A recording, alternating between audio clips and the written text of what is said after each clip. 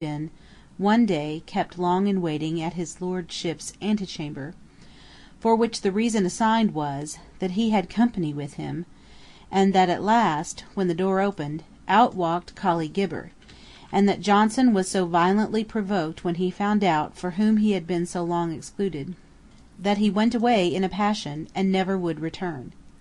I remember having mentioned this story to George Lord Lyttelton, who told me he was very intimate with Lord Chesterfield, and holding it as a well-known truth, defended Lord Chesterfield by saying that Gibber, who had been introduced familiarly by the back stairs, had probably not been there above 10 minutes. It may seem strange even to entertain a doubt concerning a story so long and so widely current, and thus implicitly adopted, if not sanctioned, by the authority which I have mentioned, but Johnson himself assured me that there was not the least foundation for it. He told me that there never was any particular incident which produced a quarrel between Lord Chesterfield and him, but that his lordship's continued neglect was the reason why he resolved to have no connection with him. When the dictionary was upon the eve of publication, Lord Chesterfield, who it is said had flattered himself with expectations that Johnson would dedicate the work to him, attempted in a courtly manner to soothe and insinuate himself with the sage, conscious, as it should seem, of the cold indifference with which he had treated its learned author, and further attempted to conciliate him by writing 2 papers in The World in recommendation of the work, and it must be confessed that they contained some studied compliments, so finely tuned that if there had been no previous offence, it is probable that Johnson would have been highly delighted. Praise in general was pleasing to him, but by praise from a man of rank and elegant accomplishment, he was peculiarly gratified. His lordship says, "I think the public in general, and the Republic of Letters in particular, are greatly obliged to Mr. Johnson for having undertaken and executed so great and desirable a work." Perfection is not to be expected from man, but if we are to judge by the various works of Johnson already published, we have good reason to believe that he will bring this as near to perfection as any man could do. The plan of it, which he published some years ago, seems to me to be proof of it. Nothing can be more rationally imagined, or more accurately and elegantly expressed. I therefore recommend the previous perusal of it to all those who intend to buy the dictionary, and who, I suppose, are all those who can afford it.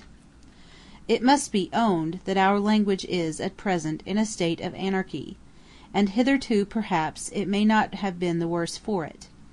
During our free and open trade, many words and expressions have been imported, adopted, and naturalized from other languages, which have greatly enriched our own. Let it still preserve what real strength and beauty it may have borrowed from others, but let it not, like the Tarpeian maid, be overwhelmed and crushed by unnecessary ornaments. The time for discrimination seems now to come. Toleration, adoption, and naturalization have run their lengths. Good order and authority are now necessary. But where shall we find them, and, at the same time, the obedience due to them? We must have recourse to the old Roman expedient in times of confusion, and choose a dictator. Upon this principle I give my vote for Mr. Johnson to fill that great and arduous post. And I hereby declare that I make a total surrender of all my rights and privileges in the English language, as a free-born British subject, to the said Mr. Johnson, during the term of his dictatorship. Nay more, I will not only obey him, like an old Roman, as my dictator, but, like a modern Roman, I will implicitly believe in him as my Pope, and hold him to be infallible while in the chair, but no longer. More than this he cannot well require, for I presume that obedience can never be expected, when there is neither terror to enforce, nor interest to invite it. But a grammar, a dictionary, and a history of our language, through its several stages, were still wanting at home, and importunately called for from abroad. Mr. Johnson's labours will now, I dare say, very fully supply that want, and greatly contribute to the farther spreading of our language in other countries.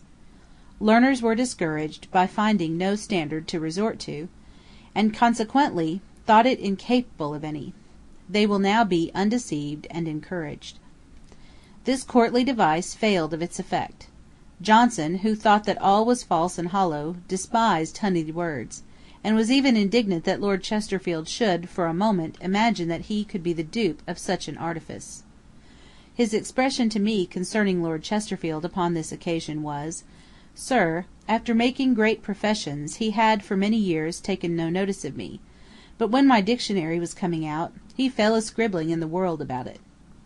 Upon which I wrote him a letter expressed in civil terms, but such as might show him that I did not mind what he said or wrote, and that I had done with him. This is that celebrated letter of which so much has been said, and about which my curiosity has been so long excited without being gratified. I for many years solicited Johnson to favour me with a copy of it, that so excellent a composition might not be lost to posterity. He delayed from time to time to give it to me, till at last, in 1781, when we were on a visit at Mr. Dilly's at Southill in Bedfordshire, he was pleased to dictate it to me from memory.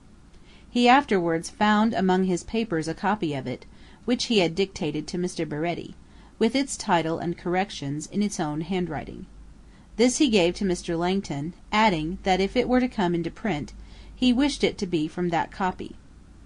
By Mr. Langton's kindness, I am enabled to enrich my work with a perfect transcript of what the world has so eagerly desired to see. To the Right Honourable the Earl of Chesterfield. February 7, 1755.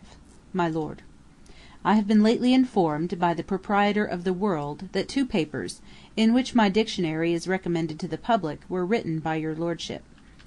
To be so distinguished is an honour, which, being very little accustomed to favours from the great, I know not well how to receive, or in what terms to acknowledge.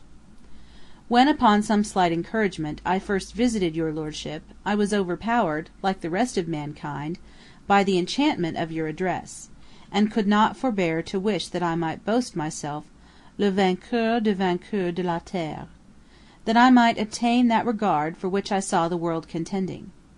But I found my attendance so little encouraged that neither pride nor modesty would suffer me to continue it. When I had once addressed your Lordship in public, I had exhausted all the art of pleasing which a retired and uncourtly scholar can possess. I had done all that I could, and no man is well pleased to have his all neglected, be it ever so little. 7 years, my Lord, have now passed, since I waited in your outward rooms, or was repulsed from your door, during which time I have been pushing on my work through difficulties, of which it is useless to complain, and have brought it at last to the verge of publication, without one act of assistance, one word of encouragement, or one smile of favour. Such treatment I did not expect, for I never had a patron before. The shepherd in Virgil grew at last acquainted with love, and found him a native of the rocks. Is not a patron, my Lord, one who looks with unconcern on a man struggling for life in the water, and, when he has reached ground, encumbers him with help? The notice which you have been pleased to take of my labours, had it been early, had been kind, but it has been delayed till I am indifferent, and cannot enjoy it, till I am solitary, and cannot impart it, till I am known, and do not want it. I hope it is no very cynical asperity not to confess obligations where no benefit has been received, or to be unwilling that the public should consider me as owing that to a patron which Providence has enabled me to do for myself. Having carried on my work thus far with so little obligation to any favourer of learning, I shall not be disappointed though I should conclude it, if less be possible with less, for I have been long wakened from that dream of hope, in which I once boasted myself with so much exultation. My Lord, your Lordship's most humble, most obedient servant, Sam Johnson. While this was the talk of the town, says Dr. Adams in a letter to me, I happened to visit Dr. Warburton, who, finding that I was acquainted with Johnson, desired me earnestly to carry his compliments to him, and to tell him that he honoured him for his manly behaviour in rejecting these condescensions of Lord Chesterfield, and for resenting the treatment he had received from him with a proper spirit.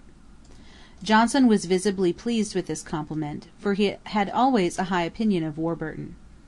Indeed, the force of mind which appeared in this letter was congenial with that which Warburton himself amply possessed.